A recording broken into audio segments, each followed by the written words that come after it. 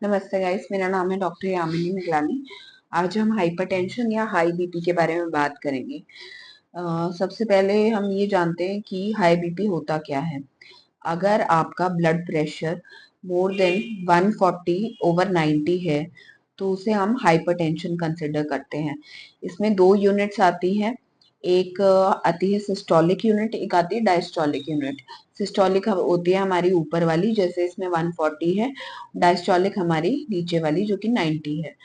तो सिस्टोलिक कब गिना जाता है, कि सिस्टोलिक कैसे हम आइडेंटिफाई करते हैं, जब हमारा हार्ट कॉन्ट्रैक्ट होता है तब सिस्टोलिक कॉन्ट्रैक्शन आती है, और जब हमारा हार्ट रिलैक्स होता है 2 बीट्स के अंदर तो उसको डायस्टोलिक कहते हैं। तो इसमें सिम्टम्स क्या क्या होते हैं। सिम्टम्स बेसिकली होते हैं, या तो आपको सिवियर हेडेक होगा, या नोजिया होगा, या वॉमिटिंग हो सकती है, बॉडी पेन हो सकता है, नाक में से खून आ सकता है, कान में झंझनाहट हो सकती है, और आंखों में धुंधलापन लगेगा। तो ये सब चीजें होती हैं इसके अंदर। उसके बाद रिस्क फैक्टर्स क्या होते हैं। रिस्क फैक्टर्स, अगर आपकी डाइट में ज्यादा नमक खा रहे हैं आप, या फिर आपको ऑलरेडी कोई हार्ट डिजीज या डायबिटीज है, या कुछ एनवायरमेंटल फैक्टर्स हैं, या आपके जेनेटिक्स में है, या फिर अगर आप स्मोक कर रहे हैं, टोबैको ले रहे हैं, अल्कोहल इंटेक ज्यादा कर रहे हैं, उससे भी ये सब रिस्क होता है। उसके बाद नेक्स्ट जो हमारा आता है वो आता है प्रिवेंशन। प्रिवेंट कैसे करें। सबसे पहले आप फिजिकल एक्टिविटी पे फोकस करें। अगर आप ओवरवेट हैं तो ये बहुत इंक्रीज कर सकता है, तो इसलिए अपना वेट कंट्रोल करें। उसके बाद आता है कि टोबैको या जो भी स्मोकिंग है उसको बंद कर दें, या धीरे धीरे कम कर दें। फिर उसके बाद आता है कि सॉल्ट जो है अपनी डाइट में कम से कम ले।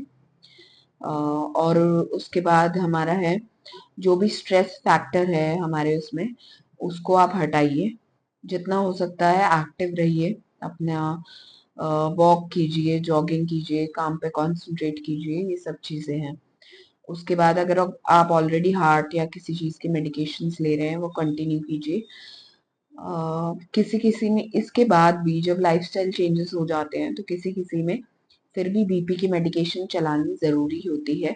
वो हम पहले उसको बीपी मॉनिटरिंग करते हैं 5 से 7 दिन तक, उसके बाद हम बीपी की मेडिकेशंस देते हैं।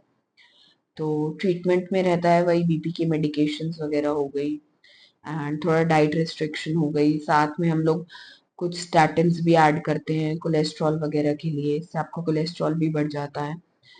फिर नेक्स्ट है इसके कॉम्प्लिकेशंस में क्या क्या आते हैं। कॉम्प्लिकेशंस में अगर आपका बहुत हाई बीपी है तो स्ट्रोक होने के चांसेस हैं, सीजर होने के चांसेस हैं, हार्ट डिजीज होने के चांसेस हैं। तो ये सब चीजें हैं। अगर आप कुछ भी ऐसे सिम्टम्स फेस कर रहे हैं तो आप अपने नियर बाय हेल्थ सेंटर में दिखाइए। और अगर आपको कुछ भी क्वेरी है आप कमेंट सेक्शन में पूछ सकते हैं, या आप नितिन हेल्थ केयर पे कॉन्टैक्ट कर सकते हैं। So please like share and subscribe my video. Thank you.